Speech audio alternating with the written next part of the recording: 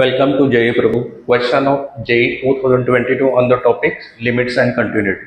Question मध्ये काय दिलेलं आहे? फंक्शनची व्हॅल्यू दिलेली आहे x is not equal to 0 असताना x इक्वल टू 0 असताना फंक्शनची व्हॅल्यू 10 दिली आणि म्हटलं फंक्शन कंटिन्युअस आहे फाइंड आउट. जर फंक्शन कंटिन्युअस आहे तर आपल्याला काय करावं लागेल?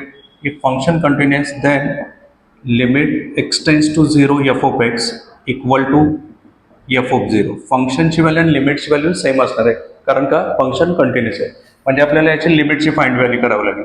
Limit x tends to 0 log of 1 plus 5x minus log of 1 plus alpha X upon x. तर ॲक्च्युअली 0 ठेवले तर इथे लॉग 1 इथेही लॉग 1, न्यूमरेटर 0 डिनॉमिनेटर 0, म्हणजे हा काय बनेल एक 0/0 इनडिटर्मिनेट फॉर्म बनेल.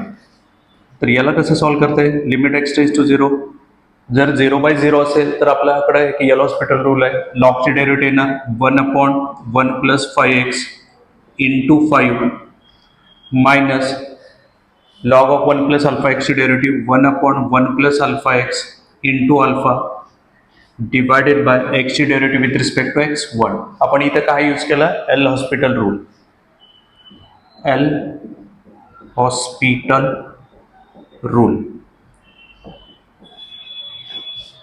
आता एक्सची व्हॅल्यू इथं 0 पुट केला तर इथं काय डिनॉमिनेटरमध्ये 1 येईल, म्हणजे न्यूमरेटरमध्ये 5 आलं, मायनस एक्सची व्हॅल्यू इथं 0 पुट केला तर इथं 1 येईल, इथं येईल अल्फा, 5 मायनस अल्फा. हे 5 मायनस अल्फा काय आलं आपल्याकडं?